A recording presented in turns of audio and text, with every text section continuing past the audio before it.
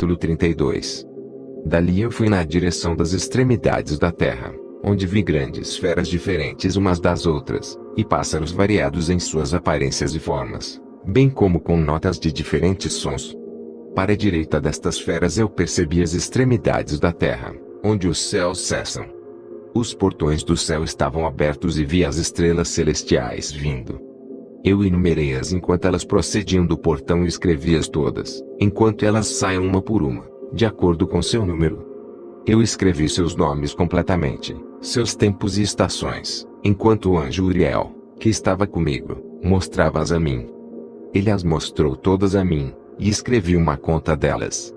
Ele também escreveu para mim seus nomes, seus regulamentos, e suas operações. Capítulo 33. Dali eu avancei em direção ao norte, para as extremidades da terra. E ali vi a grande e gloriosa maravilha das extremidades de toda a terra. Vi ali portões celestiais abertos para o céu, 3 dos quais distintamente separados. Os ventos do norte procediam deles, soprando frio, granizo, geada, neve, orvalho e chuva. De um dos portões eles sopravam suavemente, mas quando eles sopravam dos 2 outros portões, ele era violento e forte. Eles sopravam sobre a terra fortemente.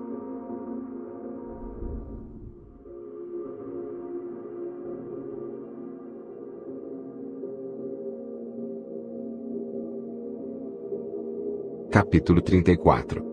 Dali eu fui para as extremidades do mundo para o oeste. Ali percebi 3 portões abertos, enquanto eu estava olhando no norte. Os portões e passagens através deles era de igual magnitude. Capítulo 35. Então eu segui as extremidades da terra ao sul, onde vi 3 portões abertos para o sul, do qual provinha orvalho, chuva e vento. Dali eu fui para as extremidades do céu oriental, onde vi 3 portões celestiais abertos para o leste, os quais tinham portões menores dentro deles. Através de cada um desses portões menores as estrelas do céu passavam, e passaram para o oeste por um caminho que foi visto por elas, e todo o período de seu aparecimento. Quando eu as vi, as abençoei cada vez que elas apareceram, e abençoei o Senhor da glória que tinha feito estes grandes e esplêndidos sinais, para que eles pudessem mostrar a magnificência de suas obras aos anjos e às almas dos homens, e para que estes pudessem glorificar todas as suas obras e operações, pudessem ver os efeitos do seu poder, pudessem glorificar o grande labor de suas mãos e abençoá-lo para sempre.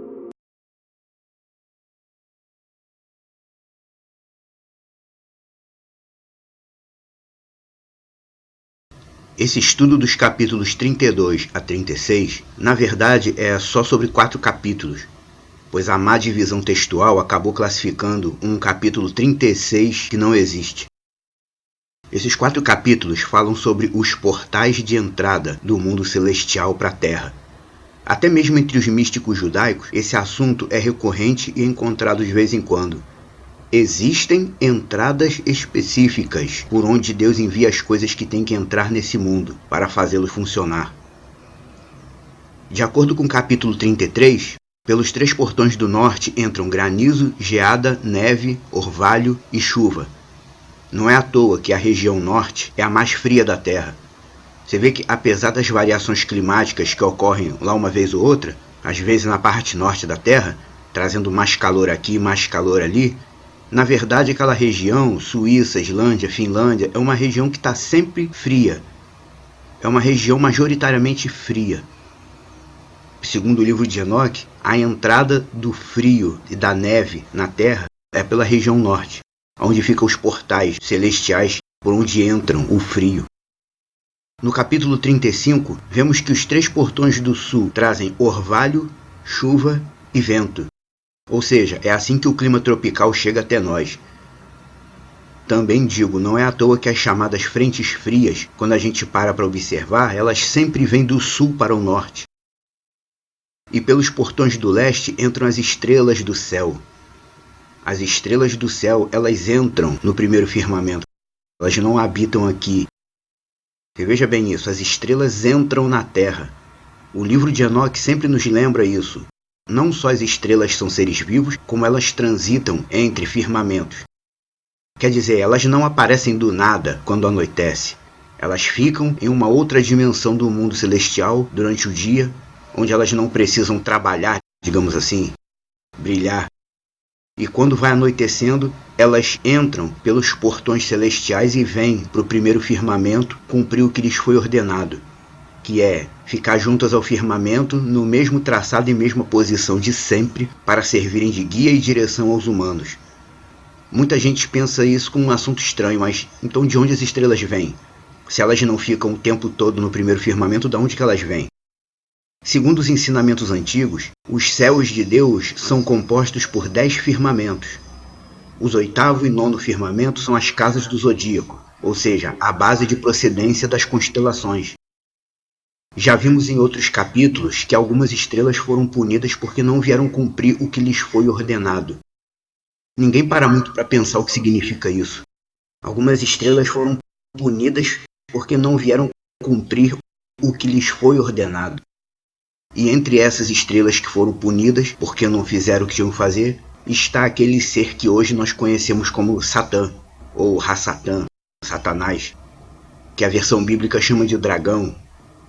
Ele trouxe consigo 1/3 das estrelas do céu para a terra, como diz Apocalipse 12:4. As estrelas são seres magníficos. Os espíritos que se fazem passar por deuses aqui na terra não são meros nefilins ou demônios ordinários. São as estrelas caídas, as estrelas desobedientes, que foram lançadas fora. Porque toda estrela cadente, na verdade, é uma estrela desobediente que foi lançada fora. O livro de Enoque nos mostra bem isso. As estrelas são os seres espirituais que ficam no topo máximo do mundo material. Yeshua até se identifica a congregação Sardi dizendo que possui em sua mão as 7 estrelas. As estrelas são a força de comando espiritual aqui nesse mundo. Não é à toa que uma de suas funções mais corriqueiras é servir de guia aos navegantes e aos viajantes, tendo como base suas posições do céu, que são sempre as mesmas. Aquelas que chamamos de estrelas cadentes são as que desobedeceram sua função e Deus as lançou fora da constelação. Esse costume de fazer pedidos a uma estrela cadente não surgiu por acaso. Não é algo inocente. As estrelas ficam em formação de constelação para servirem de guia e direção aos humanos, e quem faz pedidos à estrela cadente, na verdade está fazendo súplicas a seres que acabaram de ser expulsos de suas funções, seres que acabaram de desobedecer a Deus. Ou seja, a pessoa está misturando tudo, misturando a questão material e a questão espiritual. Está fazendo um pedido, uma súplica ou uma oração a um ser que foi lançado fora. Isso daí é um grande mal espiritual que as pessoas não entendem. Essa coisa de horóscopo também não existe por acaso.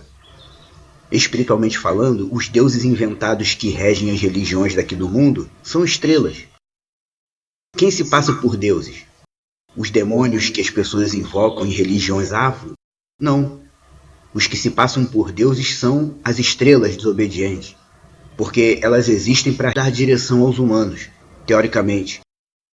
E por isso, as que se tornam desobedientes se aproveitam disso para se passarem por deuses perante os homens. Não é à toa que, por mais boba que uma religião qualquer possa parecer, na verdade ela possui um fundamento espiritual. Toda religião, principalmente as místicas, tem um fundamento espiritual. Não é uma mera filosofia que alguém escreveu e publicou. Tem fundamento espiritual, toda religião. Servir aos nefilim já é perigoso, que é o que as religiões afro fazem. Mas os deuses, que são inventados de forma geral, os deuses da Índia, dos países do Oriente, na verdade, esses deuses emitem energia espiritual sobre seus adeptos, porque não são meras filosofias escritas no papel. São preceitos oriundos da adoração ou veneração às estrelas renegadas. Parece esquisito, né, falar isso, ouvir sobre isso, pois é isso mesmo que esses seres querem, que pareça bem absurdo. Quanto mais absurdo parecer, melhor. As pessoas continuam cegas e acreditando nessas coisas. E aí ninguém vai parar para pensar e nem para se libertar da regência maléfica dessas estrelas rebeldes, desobedientes. Então não existem só anjos, pecadores que se rebelaram. As estrelas também. Estrelas são seres vivos, como o livro de Enoque sempre nos mostra, e existem as estrelas desobedientes também, as rebeldes. que são lançadas fora de sua função e são aquilo que chamamos de estrela cadente. No capítulo 32, versículo 2, Enoque fala assim sobre as estrelas: eu escrevi seus nomes, seus tempos e estações. Não só as estrelas são seres vivos, mas elas têm nome. Todo ser criado tem nome. A gente é que não sabe os nomes, mas todos eles têm nome. As estrelas têm regras e normas pré-estabelecidas para seguirem. Todos os seres vivos têm que obedecer ordens designadas por Deus. E no mesmo versículo citado vemos outro detalhe curioso. Enoque diz: percebi as extremidades da terra, onde os céus cessam. O livro de Enoque, mais uma vez, dando testemunho de que o firmamento do céu começa a partir do chão, de baixo para cima. Como já vimos anteriormente, Enoque 18:8, ele diz: percebi na extremidade da terra o firmamento do céu acima dele. Ao ser levado em visões espirituais, Enoque viu o firmamento do céu ligando-se diretamente com o platô terrestre. Atualmente, a planura da Terra, o fato da Terra ser plana, é o maior motivo para os religiosos não aceitarem o livro de Enoque, sendo que a Bíblia também dá testemunho de que a Terra é plana. Mas parece que as pessoas não querem perceber isso. Não é só o livro de Enoque que testifica que a Terra é plana e não esférica. A própria Bíblia também, principalmente o livro de Jó. Na verdade, o livro de Enoque é fundamental. É ele que confirma e explica muita coisa da Bíblia que a gente não entende. O Tanakh, a Bíblia em si, foi muito modificado em sua tradução. O sistema fez isso para poder manipular a verdade na cara do povo, manipular as massas, através da religião. Mas só que não modificaram quase nada na tradução do livro de Enoque. Por quê? Porque o sistema não contava que ele fosse voltar a ser aceito nos últimos tempos. E de fato, nesses últimos dias, o livro de Enoque voltou a ser debatido, discutido e voltou a ser aceito por muitos adeptos do cristianismo. Porque o correto é ele ser aceito. O livro de Enoque é tão importante quanto o Tanakh, que chamamos de Antigo Testamento. Ou talvez até mais importante, porque ele é mais antigo e explica com detalhes coisa que a própria Bíblia não explica nem dá detalhes. Martinho Lutero, que ficou conhecido como o grande reformador da crença cristã, na verdade ele não reformou nada. Ele apenas quis aplicar um caráter reducionista ao credo religioso, com esses slogans de só a fé, só a Bíblia. Esse reducionismo, essa tentativa de simplificar o caminho de Deus, na verdade é inviável. A Bessorá, chamam de evangelho, a anunciação do reino dos céus, é simples. Não dizemos sempre isso, dizemos. As coisas de Deus são simples, mas não simples de entender, são simples de aplicar. As coisas de Deus são simples na sua aplicação direta na vida humana, mas não simples de entender em todo o seu fundamento. Na verdade, a palavra de Deus, para entender em seu fundamento, é complexa. Porque você veja, a Bíblia nos apresenta o quê? Um Deus que não ama todo mundo, um Deus que prefere que nós não tenhamos liberdade de escolher tudo, um Deus que só concede riqueza e sucesso a poucas pessoas, um Deus que se alegra quando a gente se contenta com o pouco que tem. Ninguém quer isso. A Bíblia nos apresenta um Deus que é assim. Estas são coisas que nenhum ser humano aceita totalmente. A Bíblia nos apresenta um Deus que, por causa da preferência humana pelo pecado, se dispôs em si a escolher alguns e a outros não, enquanto as pessoas lutam para provar que livre-arbítrio é bíblico. O livro de Enoque abre a nossa mente para essas coisas. Só a Bíblia não. A Bíblia, para a gente entendê-la plenamente, a gente precisa do livro de Enoque, que, aliás, já sabemos que ele era totalmente aceito no primeiro século e até antes dele. Isso tudo só caiu por causa de alguns judeus que eram opositores de Yeshua. Criaram toda essa campanha para o livro de Enoque ser descreditado. Mas ele era aceito normalmente.